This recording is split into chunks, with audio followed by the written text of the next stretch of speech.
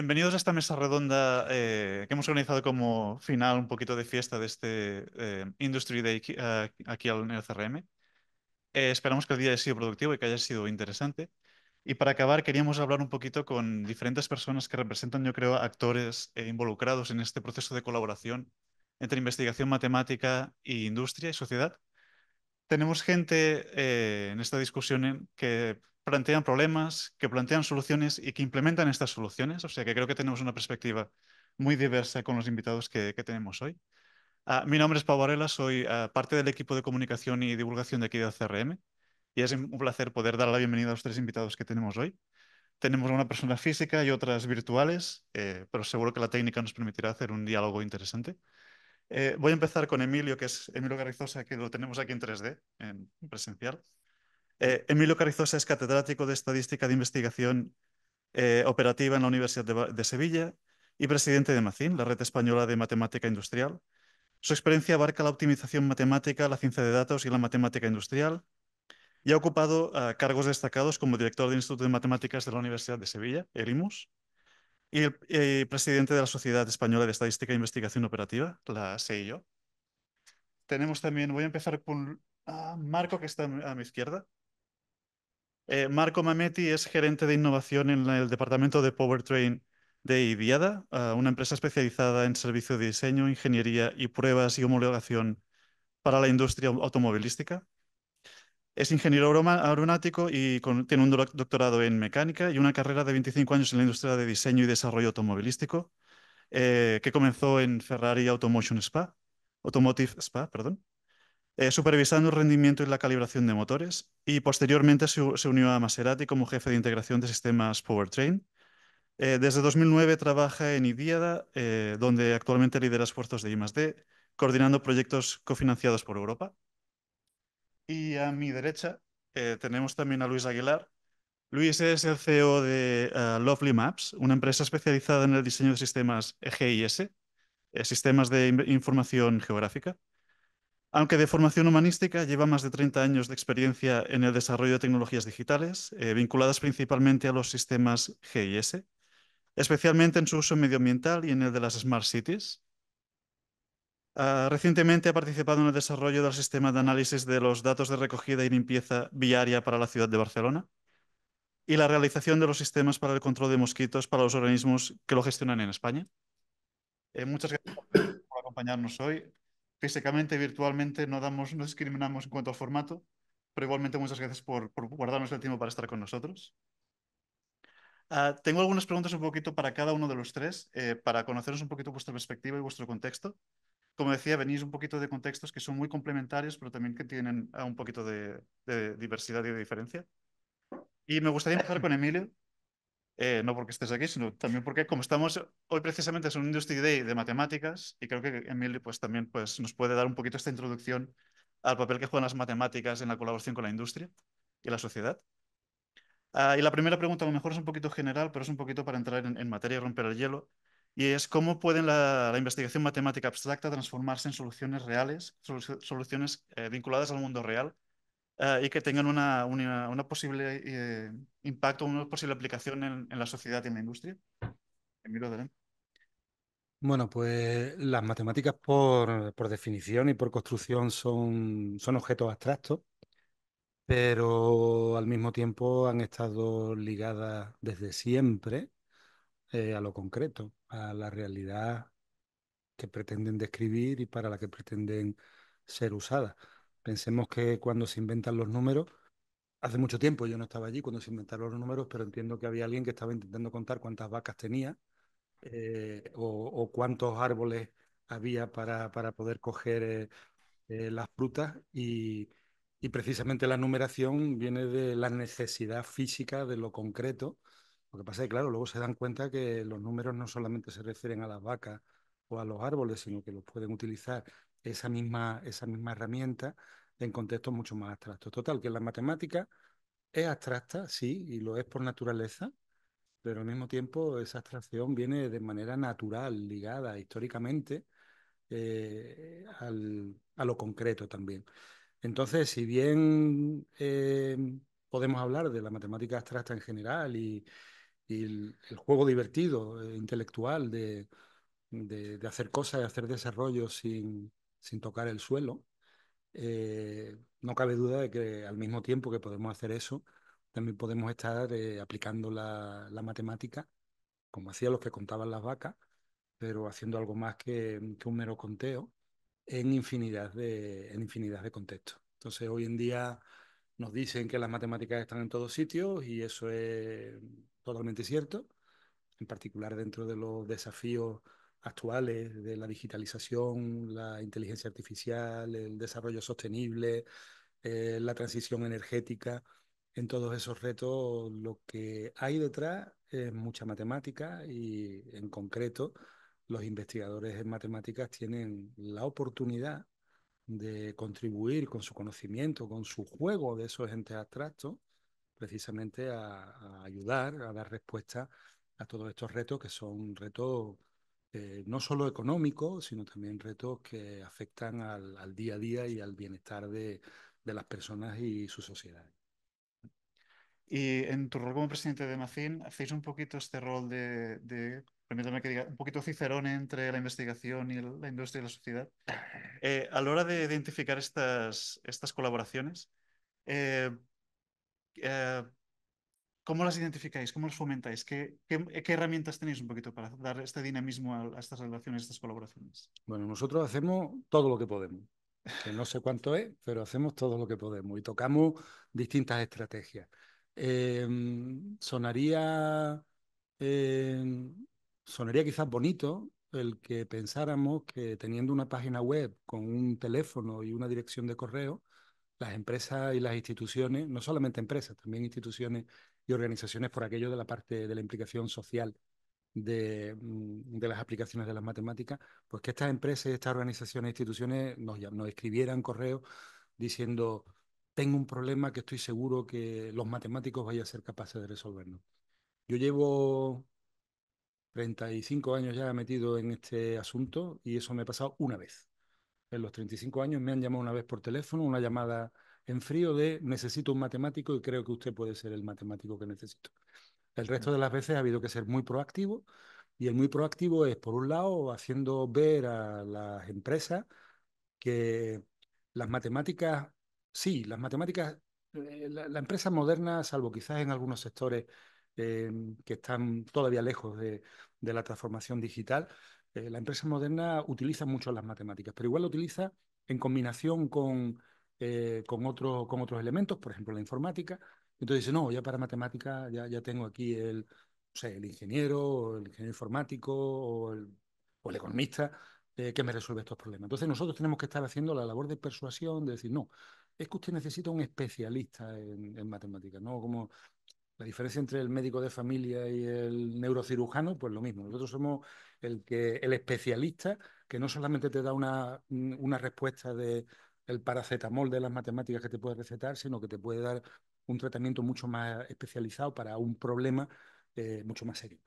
Entonces, tenemos que estar haciendo constantemente esa labor de llamar a las puertas, unas veces con más éxito, otras veces con menos, pero tenemos, yo diría que incluso una obligación moral de hacerlo, porque la mayoría, no la mayoría, el 100% de los investigadores que están en Macín están en centros públicos, sean universidades públicas, sean centros de investigación de naturaleza pública, y tenemos que devolver a la sociedad esto que la sociedad está haciendo, entre otras cosas, pagándonos nuestro sueldo como investigadores. Entonces, creemos en ese compromiso, que además lo hacemos muy gustoso, pero es un compromiso de andar llamando a las puertas de todo el mundo y con un mensaje claro, y no solo con un mensaje teórico, sino con un mensaje práctico de decir, mira, aquí os vamos a contar casos de éxito y traemos de la mano a empresas que han tenido colaboraciones exitosas con los grupos de investigación. Esta mañana lo hemos visto, por ejemplo, con el caso de Transportes de Barcelona, con la colaboración que ha tenido con el CRM, donde hemos visto un ejemplo de caso de éxito de una colaboración que ya no es que lo contemos nosotros, que parece que estamos vendiendo un producto, sino que lo cuenta el usuario final. Muy bien. Pasemos con Luis, para conocerte un poquito también tu perspectiva y tu background. En tu trabajo, trabajas con sistemas de movilidad y tecnologías de sistema de información geográfica. Eh, Desde esta perspectiva, ¿cómo crees que las matemáticas o la investigación matemática te puede ayudar o puede ayudar a tu sector a resolver desafíos como pueden ser en el transporte sostenible o en la planificación urbana. Hola, hola a todos. Primero, gracias por invitarme. Es un honor estar con vosotros en estas jornadas. Y ahora, respondiendo a lo que comentas, está claro que nos puede ayudar. La mayoría de problemas que plantea en este caso, en nuestro ámbito, la movilidad y las tecnologías están basados o tienen mucho que ver con la matemática. Aquí recojo el hilo de Emilio.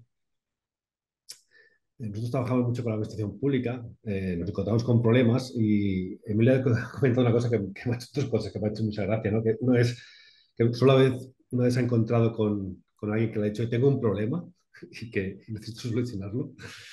Eh, y luego, esto lo tocaremos más adelante, el tema del problema, es decir, han llegado a los matemáticos al final del camino, es decir, no antes, que es una cosa que me gustaría, supongo después hablaremos, que sería importante eh, eh, localizar. Y es que esta colaboración, me estoy desviando un poquito de la pregunta, disculpad, debería estar antes.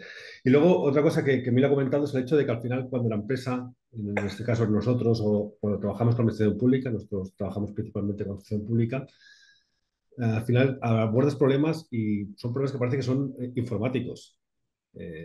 Nos dedicamos muchas veces al tema, sobre todo al tema de movilidad, ¿no? Al final el tema del routing, ruteo, algoritmos de rutas óptimas. Y luego es sorprendente que se solucionen estas cosas con aplicaciones como el Google Maps, así de claro. Y cuando son problemas que son muy, muy, muy complejos. La primera vez que intenté abordar un problema de esto dije, Dios mío, ¿dónde me he metido?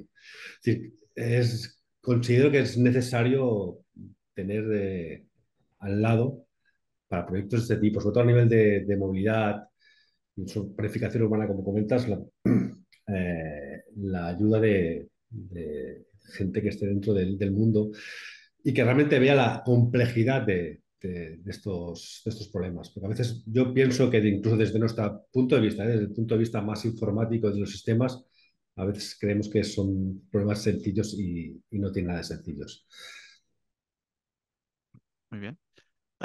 Y en cuanto a las tecnologías de mapeo y los sistemas de movilidad, eh, ¿cómo podéis contribuir o cómo pueden contribuir al diseño y optimizaciones de las ciudades verdes, las green cities o las ecociudades, particularmente en temas de sostenibilidad y gestión de eficientes recursos? Creo que tenéis, por ejemplo, un proyecto de transporte de residuos que puede ser interesante conocer un poquito.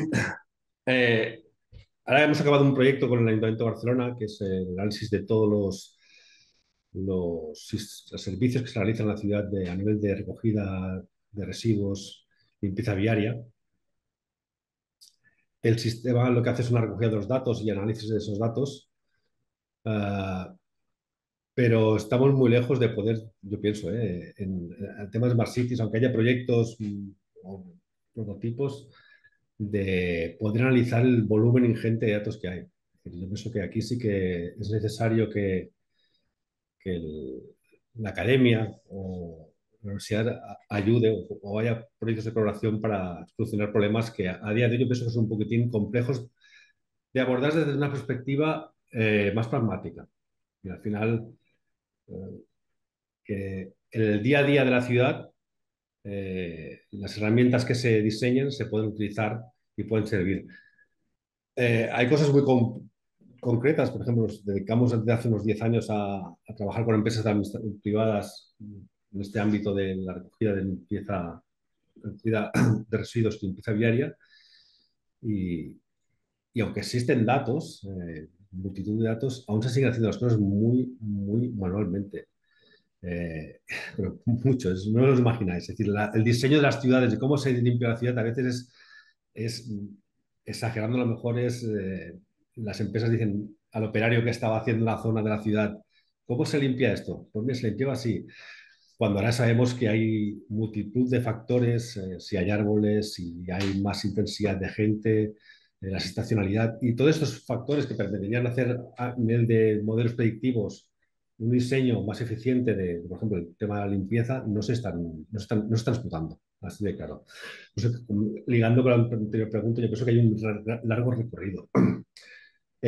Todo el tema de, ya simplificando, de algoritmos de rutas, optimización en tiempo real, modelos predictivos, es un campo a explotar.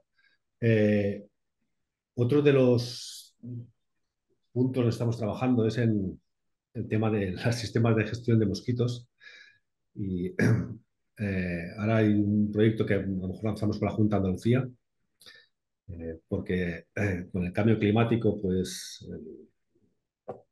por desgracia, estamos sufriendo, pues, sufriendo enfermedades que antes no se daban en estas latitudes, como es el caso del virus occidental, que en la cuenca del Guadalquivir está muy...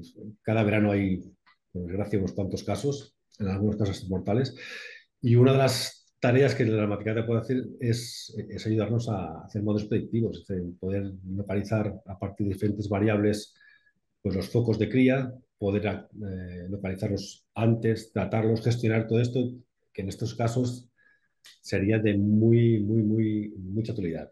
En el mundo que nos movemos, principalmente nosotros, yo pienso que estos dos ámbitos que os he comentado, todo el tema de la movilidad y en el caso de modelos predictivos es el donde las tecnologías, a nivel de mapeo y análisis de datos nos podrían ayudar. Muy bien. Pasemos a Marco un poquito, porque Marco también tiene una perspectiva que es de otro diferente, completamente diferente, como es la ingeniería y la automoción. Te preguntaré también un poquito, ¿cómo crees que las matemáticas o la modelización matemática puede colaborar al avance tecnológico en una industria que es tan competitiva y que avanza a un ritmo tan vertiginoso muchas veces, especialmente en temas de sistemas de transmisión y eficiencia energética? Primero de todo, gracias por haberme invitado y deciros que yo siempre he amado mucho las matemáticas, entonces soy un poco friki en esto, me voy haciendo los exámenes de final de curso cada año de la escuela secundaria y entonces me mantengo también al estado del arte de lo que se hace actualmente. He actuado también de profesor en la escuela y me gustaba contar anécdotas de la historia de las matemáticas que veía que a los estudiantes les gustaba muchísimo saber por dónde venían las cosas. Y entonces he seguido un poco así posiblemente en mi carrera, después de haber hecho un doctorado en fluidodinámica numérica y experimental. Entonces también de ahí se ve cómo estoy cercano de ecuaciones diferenciales a derivadas parciales como la de Navier-Stokes, que la tenía que integrar en el espacio y el tiempo para poder estudiar un fenómeno de vorticidad cerca de la pared. Apliqué mis estudios en aquella fase en una nariz artificial, por ejemplo, que se trataba de estudiar cómo maximizar la probabilidad que una mezcla de un dado sustancia con aire alcanzara una superficie donde había unos polímeros que reaccionaban cambiando la resistividad y desde allí se podía hacer como un alfabeto para entender cada olor cómo se comportaba de cara a la resistividad de unos 16 polímeros. Entonces, era un problema industrial, pero la matemática era esencial, porque yo que estudiaba cómo destruir la vorticidad, porque era esta decimos, el objetivo de mi tesis, en este caso lo tenía que mantener. Entonces, encontrar la estructura vorticosa que más se propaga en el tiempo y en el espacio para maximizar la posibilidad que se efectivamente entrara en contacto el polímero con la molécula, al final por absorción de la sustancia que se quisiera entender el olor.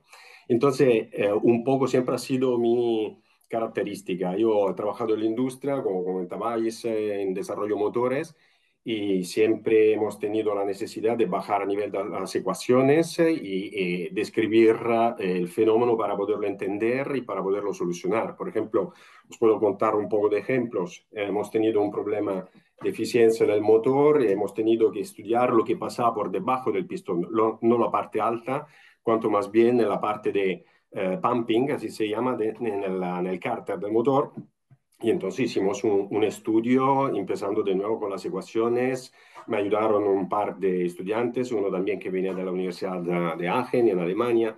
Y esto es un poco un tipo de modalidad con la cual la industria puede también alcanzar resultados industrialmente importantes, porque al final de todo quisiéramos reducir el consumo del motor y lo conseguimos a través de esos estudios. Por ejemplo, hubo un problema en la transmisión, en el eje de transmisión, tocaba entender lo que pasaba, había un problema de instabilidad, el estudio de los sistemas dinámicos ayudaron a entender que había una situación de instabilidad de tipo divergencia que se podía, decimos, averiguar el caso, que hubiese una serie de parámetros que todos coincidían para que se averiguara este tipo de problema. Era un problema bloqueante para la producción, entonces ha sido muy útil. Allí también hubo una tesis, no publicamos nada. Esto es un poco el problema de la industria cuando estudia algo es porque hay un problema y este problema típicamente no se va a publicar. Y entonces hay muchas actividades que se quedan ahí escondidas, eso en todas las industrias. Pero también puedo mencionar cuando estoy en IDIADA, que estoy en un centro también que viene de un spin-off de la universidad, entonces un centro tecnológico aplicado al automóvil, y hemos tenido que estudiar, por ejemplo, las causas principales del consumo. El consumo toca bajar, evidentemente, a las ecuaciones. Pusimos en marcha nuestro propio código de cálculo para poder llegar a calcular. Llegamos a la segunda decimal con mucha suerte de las mediciones, y esto sí que es suerte, pero era una forma de dejar entender que entendíamos cuál era el problema y también hacer un análisis de sensibilidad para después encontrar cuál era el parámetro que más afectaba y con el cual actuar para solucionar el problema. También un problema de efecto de la pendiente en las pistas en la medida de cost down, que típicamente se hace antes de ir al banco para tener los coeficientes de la resistencia a la aceleración que el coche tiene por rodamiento o por aerodinámica, y estos efectos, estudiando desde las ecuaciones, se entendía cómo tenía una influencia también en la forma del cálculo que se tenía que hacer a nivel de estándar para poder hacer correctamente los ensayos de consumo al banco. O estudiamos también con un sistema de análisis en frecuencia-tiempo cómo cambiaba el ruido, que pasaba de ser, decimos, aceptable a ser muy dañino, decimos, en un vehículo eléctrico recientemente, con el tema del field weakening en el motor eléctrico, de cambios de gestión del motor y los cambios de frecuencias, y esto sí que afecta decimos, la percepción que se tiene dentro del vehículo, también afuera. Y por hacer un ejemplo, hemos promocionado ahora un Marie Curie, un programa donde un estudiante está justo en este ámbito, estudiando qué tipo de controlador del motor mejor poner para evitar problemas de ruido. Y estos son solo unas pinceladas así rápidas para dejaros entender cuánto las matemáticas son importantes y que en la industria se queda la posibilidad de poder llegar a enfrentarse con estos problemas, porque a diario, para ir en producción y no tener problemas de fiabilidad, problemas de confort, como comentaba, toca estudiar los fenómenos físicos desde el punto de vista muy científicamente bien robusto, estructurado, y las universidades ayudan mucho en el tipo de actitud, más que nada, porque yo soy un ingeniero un poco atípico. La mayoría de los ingenieros, ya después de haber hecho diferenciales e integrales en la universidad, lo dejan y hacen suma y multiplicaciones con todos los códigos de cálculo, más bien para temas económicos. Pero es muy importante quedar con la base de la ingeniería, que es justamente la física y la matemática aplicada en un caso de utilidad práctica industrial. Disculpa que te interrumpa, porque precisamente de eso también te quería preguntar un poquito, porque no estás solamente en la vertiente de la ingeniería, sino que también gestionas proyectos financiados con fondos europeos. Hay una parte que en tu terreno tienes que coger conocimiento académico, conocimiento científico y llevarlo a tu terreno. ¿Qué retos y oportunidades te encuentras un poquito a hacer esa gestión de pasar de un mundo, digamos, a otro, ese conocimiento? Eso es por preguntar, porque es un tema muy estratégico, el tema que a través de los fondos europeos se participe en proyectos subvencionados para hacer una innovación que sea a nivel de equipo, entonces muy robusta, donde participan el constructor, entonces la industria que tiene interés a que se demuestre un dado prototipo que consiga los objetivos que conjuntamente con la Comisión Europea se han tratado para poder reducir las emisiones. Evidentemente, estamos todo el mundo en esto. Y la universidad es necesario que participe a estos proyectos porque así está montado. Diferentes países, diferentes entidades, y las universidades son un poco el núcleo fundamental que yo noto, la experiencia que tengo de haber participado los últimos 10 años en proyectos subvencionados. La universidad es muy importante a la hora de construir una propuesta técnica bien presentada, bien pensada, bien escrita. Después, a la hora de gestionar o también hacer unas tasks específicas, son partes muy importantes para que efectivamente se haga con una forma muy, decimos, coherente y robusta para poder publicar sucesivamente. Y esto seguramente yo he notado siempre que aporta muchísimo. Yo ahora, por ejemplo, estoy involucrado en un proyecto para poder hacer la proyección de las emisiones de CO2 a los años a venir hasta 2050.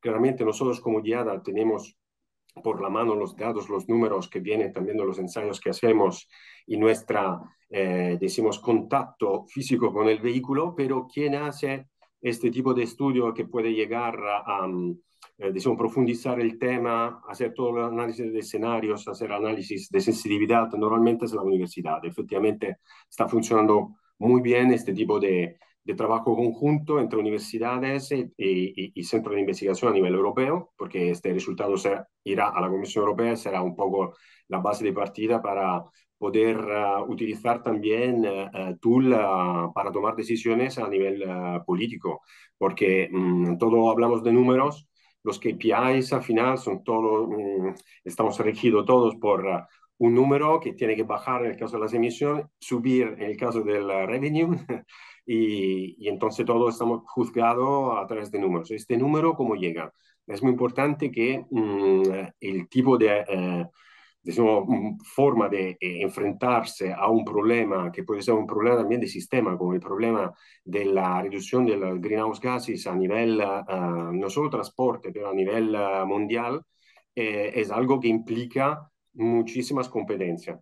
Ahora bien, el límite que le veo es que noto muchas veces el tema que la industria, por ejemplo, no tiene motivación para que, decimos, se profundice cuál es un problema que ellos tienen o efectivamente que en caso que haya un resultado interesante a poder también patentar, a poder también implementar una solución industrial, claramente la intervención de entidades terceras que pueden influir en este resultado, no, muchas veces a través de la propiedad intelectual o los acuerdos de non-disclosure, se intenta poderlo gestionar, pero no se consigue al 100% de la, decimos también la actitud de poder trabajar conjuntamente de una forma totalmente transparente. Entonces, muchas veces yo noto que la industria es bastante reacia a desvelar cuáles son los números que efectivamente le afectan a un aspecto de, decimos, conocimiento estratégico industrial, y esto se entiende. Entonces es allí lidiar entre la contribución que puede dar un estudio muy profundizado que se pueda y se quiera publicar con lo que es a veces una actitud que va a la dirección contraria, también entre diferentes industrias que participan del mismo proyecto, que tienen pues decimos, un vínculo de competencia entre ellos cuando salen del proyecto y se enfrentan al mercado, están una contra la otra. Y entonces esto a veces es un poco un límite para la colaboración máxima, pero la universidad en esto claramente enseña a todos la actitud correcta cuál es. Entonces nosotros ya que hacemos profit con nuestra actividad de investigación, a veces faltamos en el ponernos a estudiar al máximo que podamos porque tampoco tenemos los recursos a dedicar. Entonces allí también viene la utilidad de la colaboración con la universidad, que la veo fundamental. Marco, permíteme que pare aquí porque tocas un tema que también me gustaría abrir para debate entre los tres, que precisamente es la brecha un poquito que hay a veces entre los objetivos de la industria y la forma de trabajar de la industria con los objetivos y las motivaciones de la parte académica. Y aquí esta es una pregunta que os quería hacer a los tres un poquito para captar diferentes puntos de vista de qué desafíos os encontráis un poquito, cada uno desde su perspectiva, desde su bando de la colaboración, de esta cooperación que se construye, a la hora de poder unir un poquito estas visiones y estas necesidades para poder encontrar esos puntos de cooperación y de trabajo en común.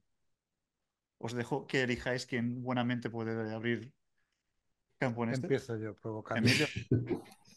Yo creo que tenemos objetivos irreconciliables. Lo que nos interesa a unos y lo que les interesa a otros es de naturaleza diferente. La empresa, como es natural, porque es una empresa, está pensando en todo momento en la cuenta de resultados, sea en el corto, sea en el largo plazo, porque piensa que con esta innovación va a conseguir posicionarse mejor en el mercado, pero al final hay una traducción entre el esfuerzo y el retorno económico de la empresa.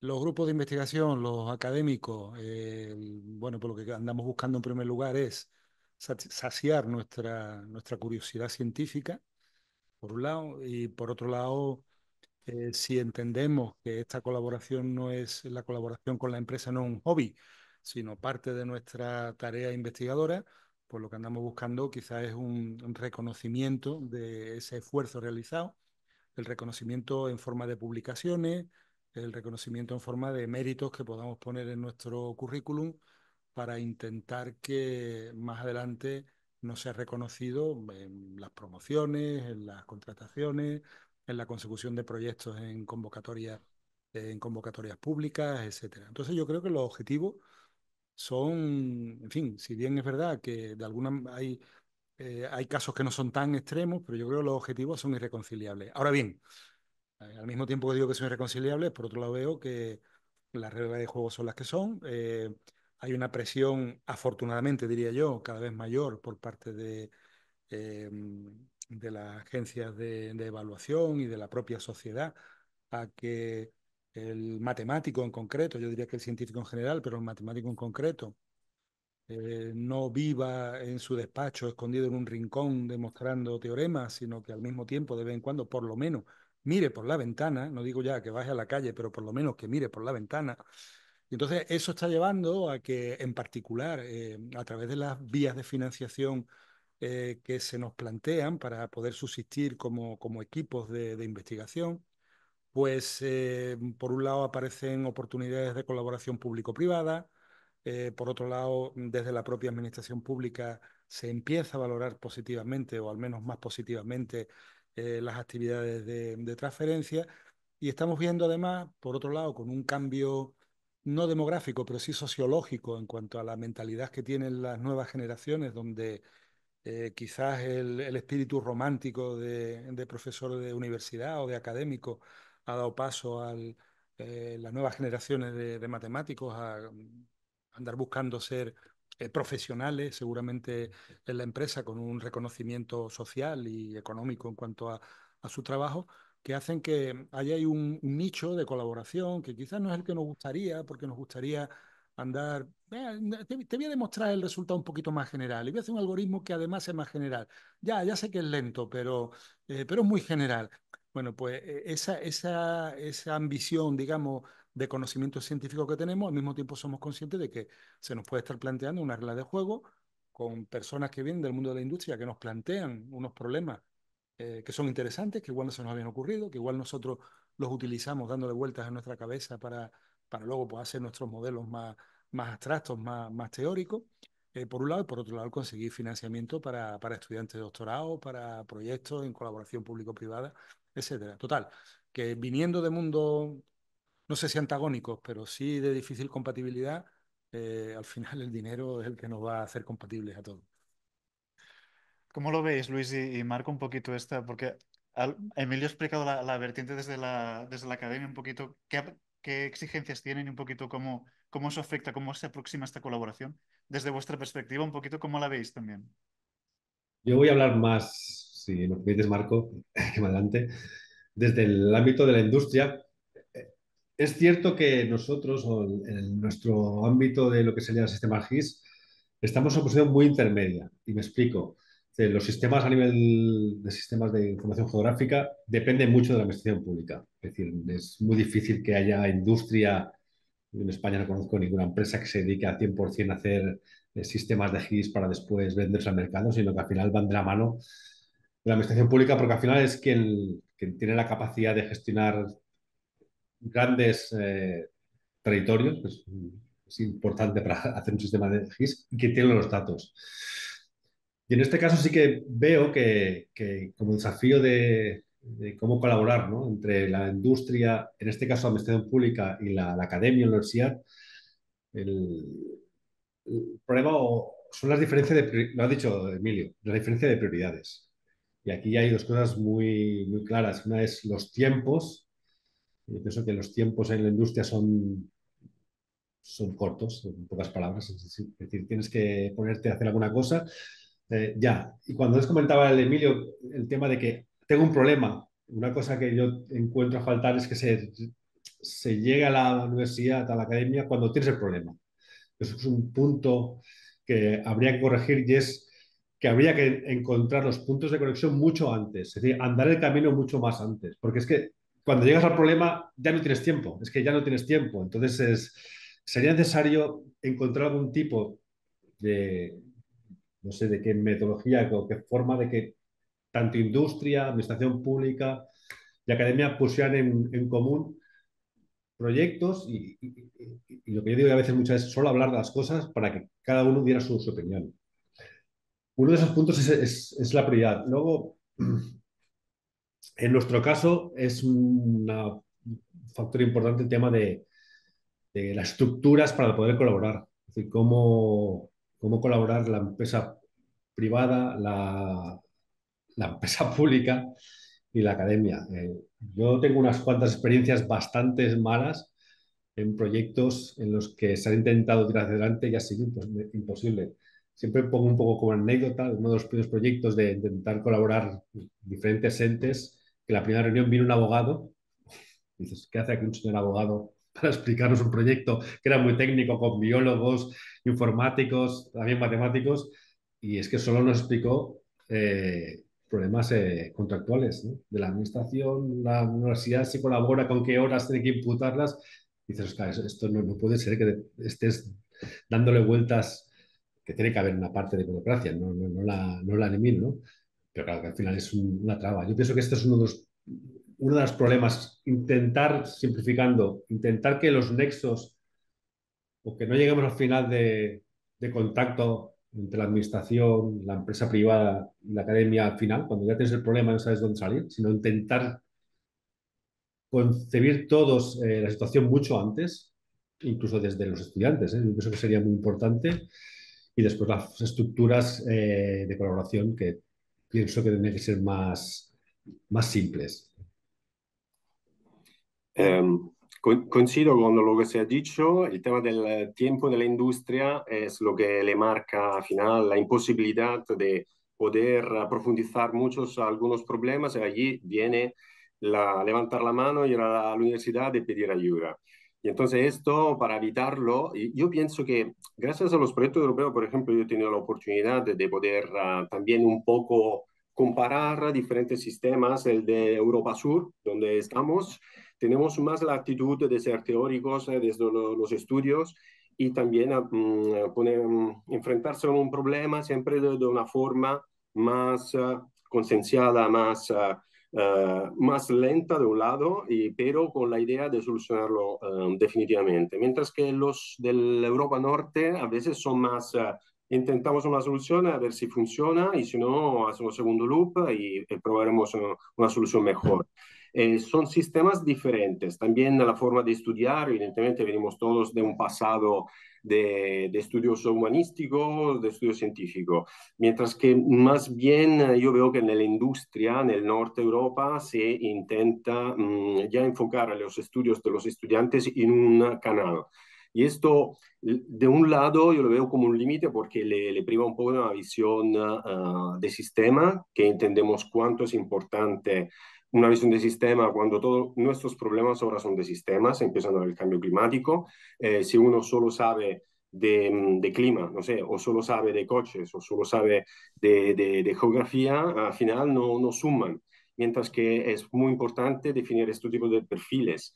Y estos tipos de perfiles vienen también de la experiencia práctica. Entonces, decía esto un poco. Yo he visto la universidad alemana, por ejemplo, y la industria alemana poder cambiar también a la gente. Cuando un profesor se convierte en un jefe de departamento en una industria y al revés, el que viene de la industria vuelve a la universidad. Esto efectivamente puede hacer más fácil un cambio también de tipo cultural y de tipo de enfoque.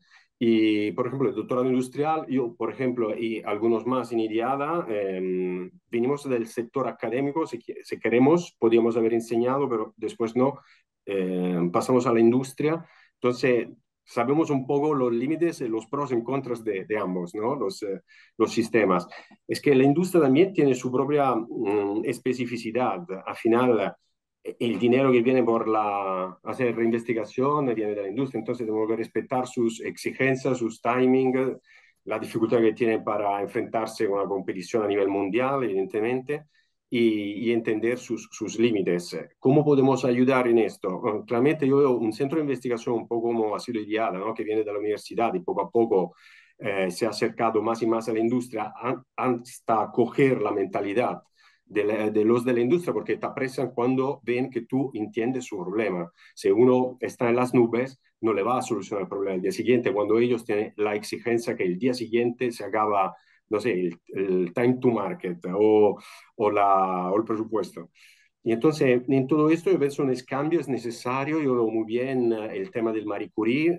Ahora estamos apostando a un segundo dentro de Powertrain, pero ya IDIADA ha hecho unos cuantos, unos 5 o 6, que formarían personas que después se quedan a la universidad o están en la universidad o en la industria, digo, en su futuro. Son personas que tienen ambos, decimos, este feeling, ¿no? La percepción de las necesidades para ambos. Lo importante es que no se despierda el potencial, porque yo lo que veo también es esto, cuando estamos un poco en contra, industria con industria, después la universidad no colabora con la industria y la industria no con la universidad. Al final no hacemos sistema y a nivel europeo, yo como estoy en la innovación, me pregunto por qué la innovación en Europa funciona peor que no si miramos a Estados Unidos o a China, que ellos en 10 años o en 5 consiguen resultados visibles cuando nosotros a veces hablamos mucho y no cuajamos, ¿no? Quizá es un poco el tema de empujar un poco más la practicidad que viene de la industria, pero empujar también decimos, esta capacidad científica de solucionar el problema a alto nivel que te permite de verdad dar un salto de innovación disruptiva y que representa una novedad que te pone líder del mercado para los próximos 5 o 10 años. Y esto lo perdemos, yo pienso, si no actuamos mejor. Entonces, esto me parece perfecto poner el punto porque es un challenge que yo pienso aún no hemos sabido solucionar. Muy bien. De hecho, Marco, tocas un tema que también os quería preguntar, que es un poquito, y abriremos justo después de esta pregunta un poquito el turno de preguntas para que la gente también aquí presente pueda participar. Pero has tratado el tema del tema de los investigadores jóvenes, a través de estos proyectos, la oportunidad que tienen para formarse. Y os quería preguntar a los tres un poquito estas colaboraciones que se están fortaleciendo entre la industria y la investigación. ¿Qué oportunidades ofrece a los investigadores jóvenes que están llegando un poquito, están subiendo o están desarrollando el inicio de su carrera en este escenario actual? Contesto yo. Sí, sí, sí, adelante. Bien, por ejemplo, en el eje del Marie Curie, nuestra experiencia es que el estudiante puede aprovechar el hecho que ciertamente Diada tiene bancos que han costado millones y que la universidad no podría tener allí al lado para utilizarlo dentro del marco de la tesis, quizás. Nosotros sí que lo tenemos. Sí que no tenemos quizás la posibilidad de aprovechar a nivel de innovación y de investigación estos propios bancos porque lo estamos utilizando comercialmente día a día, están ocupados, y de allí viene el win-win, ¿no? Que vamos buscando, que un estudiante pueda estudiar gracias a la posibilidad de tener bancos increíbles que son muy válidos para hacer un estudio de investigación que no podría tener, y entonces le da mucho valor añadido el tema de poder utilizar datos que viene directamente de todo un contexto que, como comentaba, ha costado millones y años para poderlo poner en marcha y entonces poder tener un poco a la vez esta actitud de estudiante que nadie le va a turbar mientras está leyendo un paper porque tiene una reunión que tiene sí o sí que participar, lo ha dicho el jefe, y correr allí y no, tener 5 días semanales para poder hacer sus cosas con cómo se ha planteado en su agenda y no cambiarla cada día porque es lo que pasa normalmente en la industria moderna. Y el sábado y el domingo también, si quiere estudiarse algo, lo hará, mientras que un empleado normalmente hace lo contrario porque se ha acabado el trabajo y adiós. Y entonces yo pienso que en este ámbito estudiantes de este tipo pueden aprovechar de lo que la industria le puede dar en más, porque tiene más medios, y manteniendo una forma de pensar más teórica, más limpia, más no comprometida con el día a día, con el tengo que hacer dinero ya el próximo mes, si no me van a perseguir, y todo esto que limita muchísimo la capacidad de hacer innovación al final. Luis, Entonces, eso es contestado.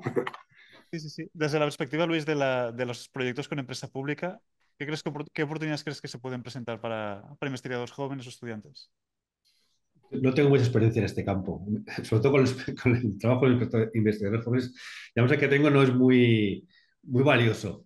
Eh, sí que pienso, como decía Marco, que si se diera, porque en nuestro ámbito o en nuestro terreno es muy difícil que pueda, son proyectos mucho más cortos de 1 o 2 años y muy centrados en algo muy práctico. Entonces, en nuestro ámbito es muy difícil que un estudiante pueda aplicar su conocimiento. Me ha hecho, recogiendo lo que comentaba Marco, ¿no? El hecho de tener esas herramientas, en este caso un banco de trabajo que vale millones para poder hacer pruebas.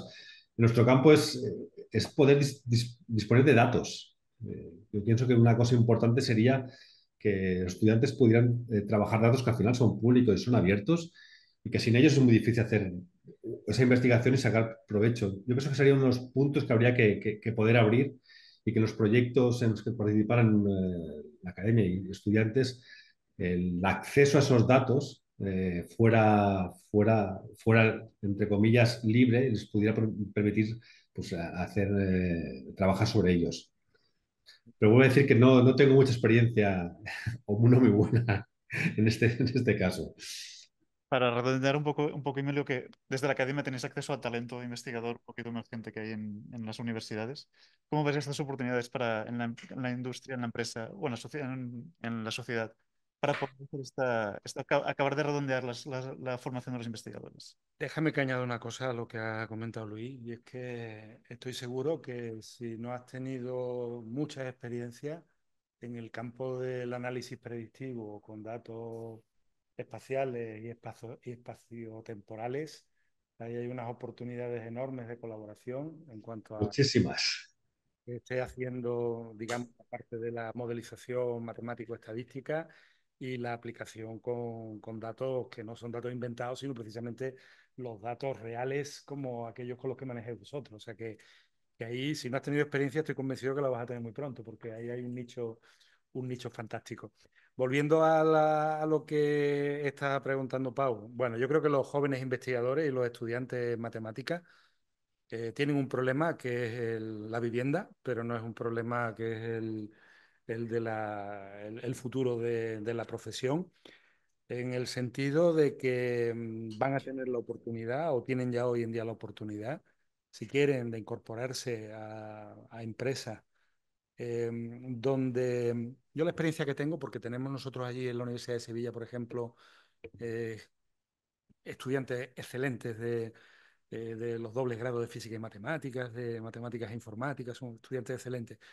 Y muchos acaban yéndose a la empresa pensando que van a estar, pues yo qué sé, inventándose el PageRank todos los días y desarrollando grandes tecnologías. Y cuando luego los ponen a limpiar datos, pues viene un poco la frustración. Pero en cualquier caso, a pesar de que las expectativas no pueden ser, me voy a la empresa a inventarme un procedimiento que luego lo va a utilizar Google en el día a día, y eso lo voy a estar inventando todos los días. Si bien las expectativas no deben ser tan altas, pero sí es cierto que a día de hoy, en todo lo relacionado con las nuevas tecnologías y en el uso de los datos, en realidad, hay ya un conocimiento, un reconocimiento por parte de la industria de la industria y de la administración pública también, de que hace falta talento y en particular talento matemático. O sea que las oportunidades van a ser buenísimas. Dentro del mundo de la academia, pues ahí el mundo de la academia, las cosas son un poco más complicadas, porque seguimos teniendo una carrera totalmente definida, con áreas de conocimiento, donde es difícil saltar de un campo a otro, donde la transferencia no siempre está tan bien valorada, pero no obstante hay muchas oportunidades y yo creo que va a haber cada vez más oportunidades. Es decir, que incluso para aquellas personas que no solo quieran dar el salto a la industria, sino que quieren hacer investigación e innovación desde la universidad o centro de investigación en el mundo de las matemáticas, lo que les espera es un futuro bastante prometedor. Ya digo, la prioridad, la vivienda, no el empleo, que el empleo lo van a tener empleo de calidad y empleo satisfactorio y estimulante intelectualmente, lo van a tener seguro. Muy bien. Tengo... Déjame puntualizar una cosa, no, Emilio, cuando me he explicado antes mal. Cuando he dicho que no tenía experiencia, no tenía experiencia con el trabajo con jóvenes investigadores. Y la mala experiencia es que cuando me he encontrado con ellos ha pasado lo que tú has dicho. Han estado limpiando datos. Eso es lo que... por eso decía que no tenía experiencia y cuando la ha tenido ha sido muy mala. Bueno, la mala experiencia también es experiencia. Voy a parar aquí de preguntar. Tengo más preguntas, pues me iré a casa con ellas sin responder más, desgraciadamente. Pero quiero también dar la oportunidad a la gente que está aquí en la sala que pueda hacer alguna pregunta, tanto a Marco, a Luis como como a Emilio. No seáis tímidos. Vale. Manel. Podéis preguntar en inglés, traduciremos simultáneamente la pregunta y la respuesta. Como quieras. Me consigues oír, ¿no? Sí, ¿Se oye? sí. Creo- Si aceptas en... Consigues. Luis, Marco, ¿oís a Manuel? Sí. Sí. Ah, Vale. perdón. So, lo que quería preguntar es cómo ves actualmente si la inteligencia artificial está haciendo algún impacto en el día a día de vuestras organizaciones, en el punto. El segundo punto, ¿cómo antevés el futuro y en particular en la transferencia de tecnología? Es un poquito como tener una bola de cristal, es fe, más, pero y la pregunta era para los tres, que desde el punto de vista de las organizaciones industriales, como también en el punto de vista de los investigadores. ¿Vale? Gracias. Adelante, la pregunta es para vosotros. La tercera pregunta, perdóname, era... Porque la primera es sobre la IA, transferencia de conocimiento y... Lo pensas más en tres dimensiones, en la dimensión industrial. Ah, sí, o sea, los tres puntos, pero también desde la perspectiva de la academia, de la industria, un poquito desde vuestras perspectivas. ¿Quién se atreve primero? Yo puedo empezar. Para el tema de la inteligencia artificial se habla mucho en el sector de transporte, evidentemente aplicado a la mejora de las prestaciones y también el tema del vehículo inteligente, conectado, autónomo, etc. Es seguramente una perspectiva muy, muy interesante y esto viene del hecho que hay de verdad gigabytes de datos que se tiene que aprovechar y se ha hecho. En los últimos años, por ejemplo, había transmisiones automáticas que aprendían el estilo de conducción y ya podían implementar después unos cuantos segundos ya un perfil, le decimos, ¿no? Y esto lo hacía a través del análisis de datos en tiempo real. Después, poco a poco, se ha ido claramente hacia una efectiva aplicación a redes neurales aplicados. Nosotros lo hemos intentado alguna vez también porque tenemos un tema de calidad también con los coches y lidiar entre cantidades, porque es muy fácil medir con micrófonos, acelerómetros, tienes unas cantidades físicas, pero después el coche gusta o no gusta. Es complicado a veces saber si a priori un ruido saldrá bien gustará o al revés, será algo inaceptable. Y entonces esto, convertirlo en algo que pueda adelantar un juicio de una persona, que estamos en el ámbito de la calidad y de la, decimos más bien, un tema casi artístico más que ingenierístico, eh, es una de las dificultades que nos hemos enfrentado, pero le veo mucha posibilidad y se ve ya que es un tema de uso, al menos en la interpolación de los datos, que hay muchísimos y que permiten hacer también forecasting de las prestaciones y todo. Ya se habla de muchos de sensores virtuales y esto también tiene un impacto en reducción de peso, reducción de coste, muchísimo interés. Para el tema de la transferencia tecnológica, claramente es un punto que comentamos antes, que hay una dificultad cuando tocamos temas de propiedad intelectual y cuando hay, decimos, una forma también de protección para que efectivamente se mantenga una actitud correcta también en el mercado, porque tampoco podemos desvelar todo lo que hacemos porque no cumpliremos con la ley del mercado. Es decir, no podemos constituir monopolios porque hacemos todo lo mismo. Y entonces también este tipo de aspectos, yo pienso que la industria, la universidad puede jugar un papel también de poder transferir algunas experiencias que pueden hacer afuera completamente de lo que es una aplicación industrial y entonces proveer un poco a una formación más a nivel adecuado en las diferentes industrias donde puedan entrar con nuevas ideas. Entonces yo lo veo también en este sentido, la academia pueda ayudar mucho a nivelar también un conocimiento básico en aspectos también novedosos que a veces cuestan adecuarse, como la inteligencia artificial. Evidentemente, si uno tiene ya más que 50 años y no ha estudiado nada de redes neuronales, etcétera, le sale como árabe. Entonces, es algo que se tiene que aprovechar quien sepa que ayude a rellenar este gap. Gracias. Hacemos una última pregunta. ¿Queréis aportar? Bueno, ¿queréis añadir alguna cosa, Luis y Emilio, a la pregunta, a la respuesta? Yo sí, yo quería añadir que a lo que ha comentado Marco, efectivamente la inteligencia artificial eh, está ahí, está tomando cada vez un papel mucho mayor. Yo en la empresa, y yo cuando desde Mafin tenemos reuniones con empresas, así lo observamos.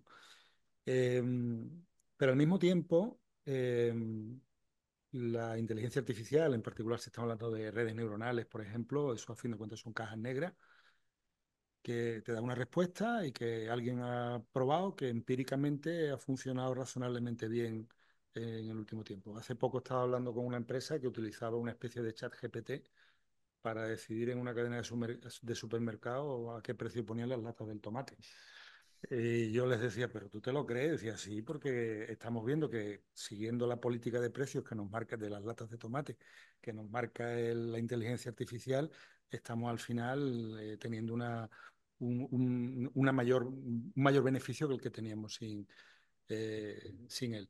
Pero claro, en el momento que te cambiaran las condiciones de contorno, que cambiara algo en el patrón de los consumidores, seguramente el ChatGPT ese, que no era un ChatGPT, era otro modelo de lenguaje grande, que había aprendido con una base de datos histórica, pues seguramente iba a tomar una política incorrecta de poner el precio de las latas de tomate.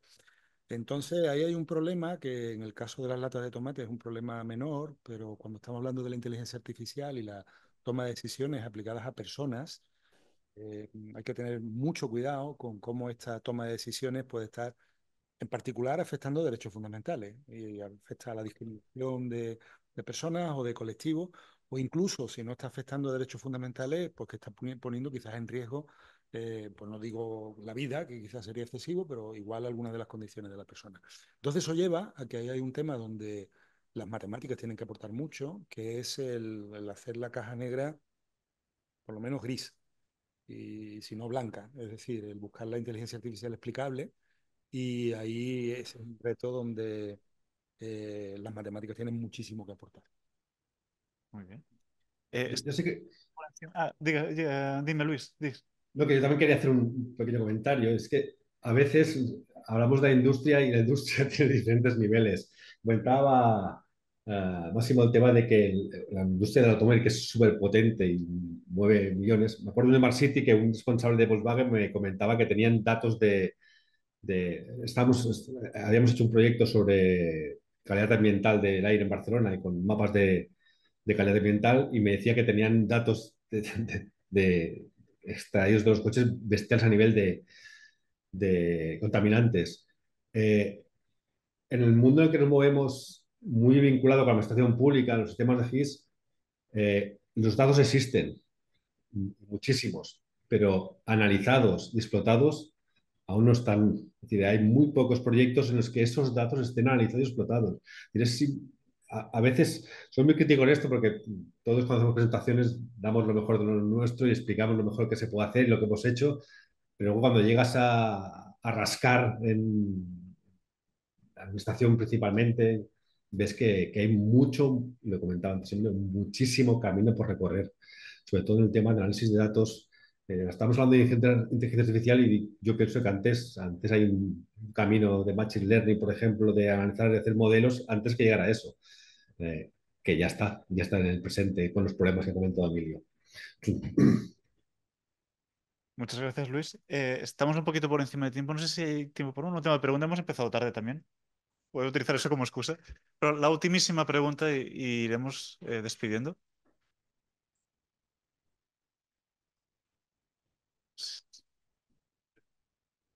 Tengo una muy corta.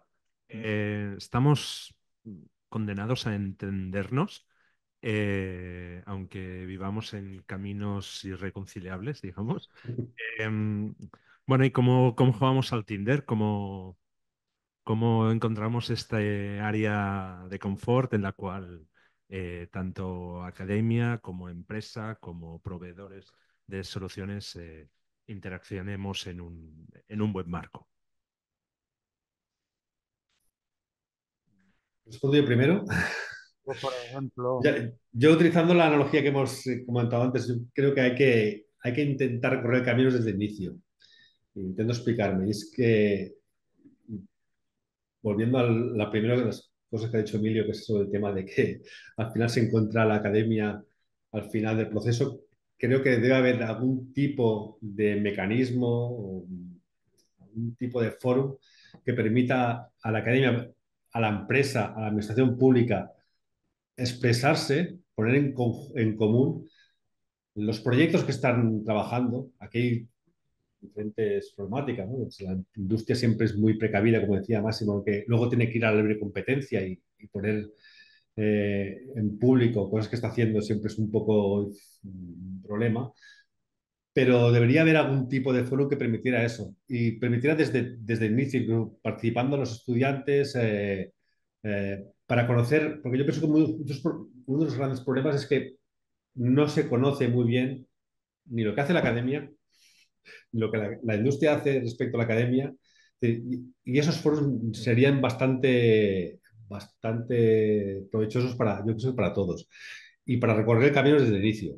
No sé, es una idea que dejo sobre la mesa. ¿Cómo hacerlo? No lo sé. bueno, Luis, pues yo te digo que eso sí sabemos hacerlo porque ya lo estamos haciendo. Es decir, nosotros tenemos la Red Española Matemática e Industria, nosotros somos 400 investigadores que estamos repartidos por todo el Estado. Uno de los núcleos, uno de los miembros y además de los más activos es precisamente el CEP de Barcelona, pero estamos también en prácticamente todo el Estado, diría yo. Y precisamente nuestra actividad fundacional de estos 400 investigadores repartidos en centros públicos de investigación y universidades de todo el Estado es el fomento y la colaboración con las empresas y la organización de eventos como el que se ha estado desarrollando hoy. El problema es que con los recursos que tenemos, que son, ya os podéis imaginar, de escasos, porque lo que venimos es con la membresía de nuestros propios grupos, que son fondos públicos, y las ayudas que recibimos de la Agencia Estatal de Investigación, pues lo que intentamos es precisamente llegar a empresas como vosotros, precisamente para ir creando redes de confianza que permitan entrar en iniciativas ambiciosa en el sentido de que para colaborar con el grupo que tengo en la universidad que está o el centro de investigación que está a la vuelta de la esquina, pues no se necesitan más cosas, pero si se quiere dar el salto a iniciativas más ambiciosas, pues para eso estamos hablando, como digo, a nivel estatal de una red de más de 400 investigadores. Y nosotros somos el nodo en España de una red europea como nosotros, que es EUMATSIN. Precisamente Manel Cruz, el que ha hecho la pregunta anterior, es el presidente de la red europea, que es, digamos, lo mismo que nosotros, pero a escala europea, de modo que permite poner en contacto a los investigadores y a las empresas de toda Europa. Conclusión, que existen ya modelos como ese, pero el desconocimiento que hay por parte de la empresa, ya os digo, quizás por parte tenemos que asumir la culpa de que no sabemos llegar bien, pero también es que con los recursos que tenemos no podemos llegar más lejos, pero que esas iniciativas evidentemente son extraordinariamente necesarias porque hace falta el entendimiento y sobre todo, efectivamente, no vale llegar, no me vale llamarte y decirte que dentro de mes y medio cierras la convocatoria de doctorados industriales, venga, tío, vamos a preparar una propuesta. Eso no se puede hacer así. Hace falta tener ya la maquinaria totalmente engrasada con los objetivos concretos para que ya en el momento en el que exista la oportunidad materializarlo. Total, que estamos en el camino, pero en el camino nos queda muchísimo. Pero efectivamente yo creo que la solución tiene que ir por eso, por la creación de iniciativas como las que tú comentabas y que de alguna manera yo creo que es lo que existe, como te digo, a escala estatal. En Macin, donde, como decía, CRM es uno de nuestros nodos más activos, y a escala europea con EUMATSIN, que nos engloba a las distintas redes nacionales. Gracias, Emilio. Si os parece bien, acabaremos aquí porque estamos un poquito por encima del tiempo. Muchísimas gracias, Luis, Marco y Emilio, por el tiempo que nos habéis concedido para poder tener esta discusión, esta discusión constructiva y un poquito conocer también vuestras perspectivas y cada uno un poquito de dónde viene, en qué contexto se mueve. Espero que haya sido también interesante y provechoso para los que estáis aquí, para los que lo puedan ver en online y después en la grabación. Por nuestra parte, yo creo hasta aquí. Te doy la palabra a David, que cerrará el acto de manera ceremoniosa e institucional. We are almost done, so thank you very much to all of you for coming here. I hope that did you enjoy your stay here at CRM and these 2 days of work. And thank you for Manel for choose CRM for being the venue of the council as well as the industry day, and Emilio for all this effort in this co-organization of this event. Well, we are done, so thank you very much, and we see you, I don't know, in 6 months or 1 year in the next concert. So thank you very much. Thank you.